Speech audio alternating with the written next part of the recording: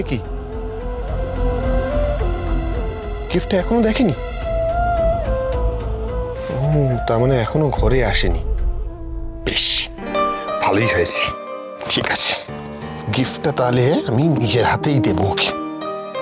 কিন্তু এখনো ঘরে এলো না কেন? ইউজুয়ালি তো চলে আসে। আর আজ যেখানে বললাম যে যা দিবি তাই খেয়ে নেবো, তারপরে হলো না। স্ট্রেঞ্জ মেয়ে একটা।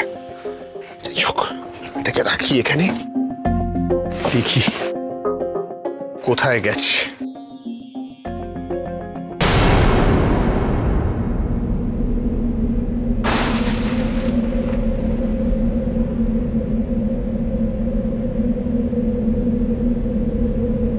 আমি চলে যাচ্ছি পাচক মশাই, খবরটাঙ্গা আমায় দয়া করে আর আনতে যাবেন না। আপনার মা ফিরে এসেছে, মা আবার আপনার বিয়ে দিতে চায়, আর সেই ইচ্ছেকে সম্মান জানানো আমার কর্তব্য।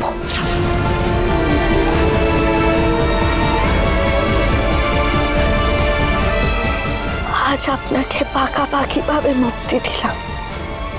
আমি তো আগেও বলেছি আইনি কাগজে আমি সই করে দেব, আপনার অসুবিধে হবে না।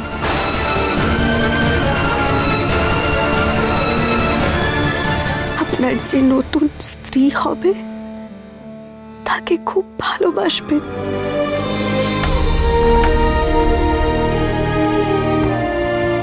ইতি কথা চলে গেছে, বাড়ি ছেড়ে চলে গেছে। কিছু না জেনে না বুঝে দুম করে বাড়ি ছেড়ে চলে গেল। একবার বলে যাওয়ার প্রয়োজন মনে করলো না। এই জন্য না, এই জন্য আমার মাথাটা গরম হয়। আকি প্যাটি ছোটকা একবার এদিকে আয় তো। ইসু না, ইসু ইসু, দেখো বর্দা ভেতরে অপেক্ষা করছে। যাও যাও। লেখা লেখা শোনো, আমার কথাটা শোনো। আমি বুঝতে পারছি এই ঘরে ঢুকতে তোমার অস্বস্তি হচ্ছে। আসলে মাঝে অনেকটা সময় তোমাদের নষ্ট হয়েছে, অনেকগুলো বছর চলে গেছে, তাই এই দূরত্ব তৈরি হয়েছে। তাই তো বলছি, যাও গিয়ে বর্দার সাথে কথা বলো, দেখবে তোমাদের মধ্যে কত না বলা কথা, কত প্রশ্নের উত্তর। তারপর আজ দেখো, আজ তোমাদের মধ্যে যত রাগ, দুঃখ, অভিমান, ভুল বোঝাবুঝি সব কিছুর অবসান ঘটবে। যাও বড় বৌদি, বর্দার সাথে কথা বলো, যাও। কিন্তু যাও তো, যাও।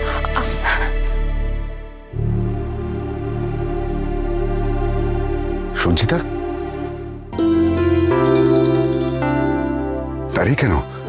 এসো না, আসলে লেখা এত জোর করলো। এটা তো তোমারও খবর,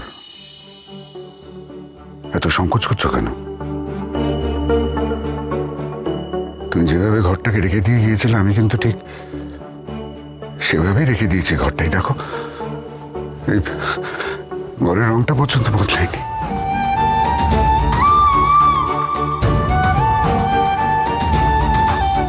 আমি জানি তুমি এই বাড়িতে থেকে গেলেও তোমার মনের ভেতরে যে কষ্টটা আছে সেটা এখনো লাঘব হয়নি।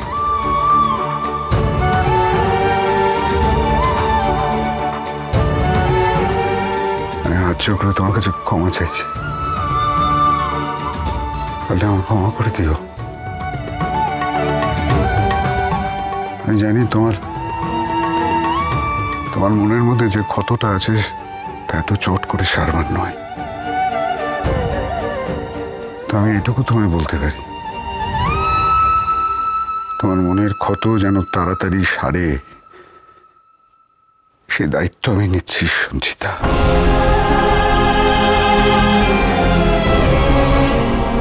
কি হয়েছে? হ্যাঁ কি হলো? এই জন্য আমার মাথাটা গরম হয়। কি হলো? চিৎকার করছিস কেন? কি হয়েছে? এই কি হয়েছে বলতো? কথা কই, কথা। তাই তো, কথার সঙ্গে কিছু হয়েছে? কিছু হয়েছে? পড়, এটা পড়। চিঠি লিখে বাড়ি ছেড়ে চলে গেছো। হ্যাঁ? গোবরডাঙ্গা চলে গেছে। ননসেন্স একেবারে। চলে যাচ্ছি।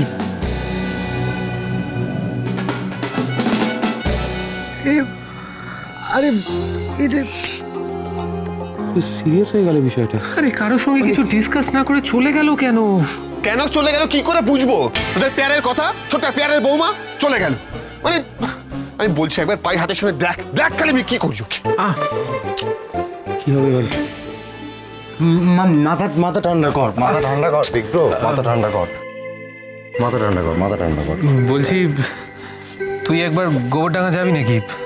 আবার যাবি না? কি কি যাবে তো বটেই, যাবে না? যেতে তো হবেই। যেতে হবে এবং কথাকে বুঝিয়ে আসতে হবে, মানে নিয়ে আসতে হবে।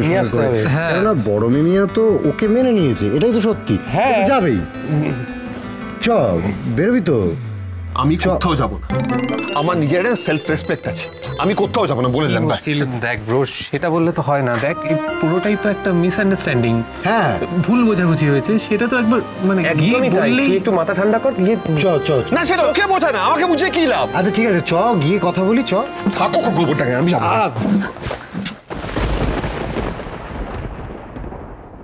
তুই থাকতে পারবি?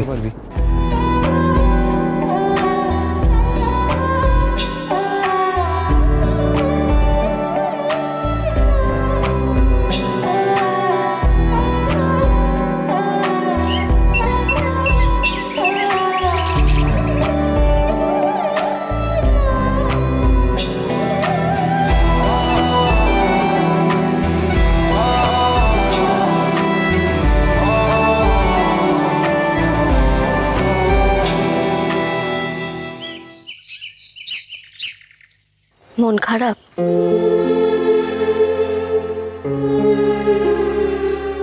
আমারও মনটা খারাপ জানো।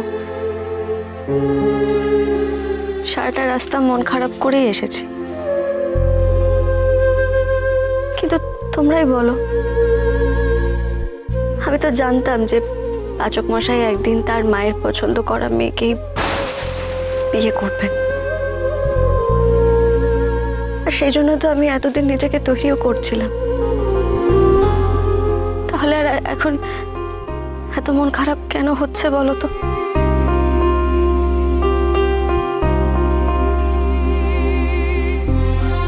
কথাগুলি ভেঙে পড়লে চলবে না, শক্ত হতে হবে, কাজ করতে হবে। কাজ করলে মন ঠিক থাকবে। আর এই যে তোমরাও আর চিন্তা করো না। এই যে আমি এসে গেছি, এবার থেকে তোমাদের সবার দেখাশোনা আমি নিজে হাতে করব। ভোজবাদাকে আর রোজ ওই দেওয়াল টপকে জল আর সার দিতে আসতে হবে না, আমি করব।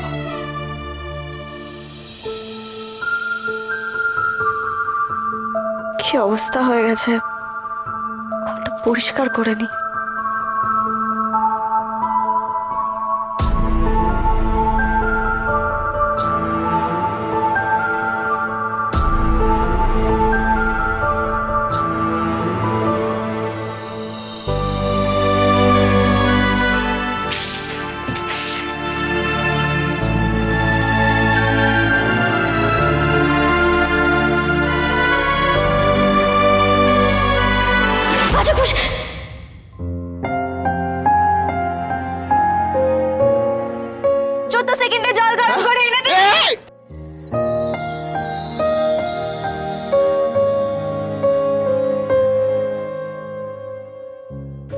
পাচক মশাই, ভালোবাসা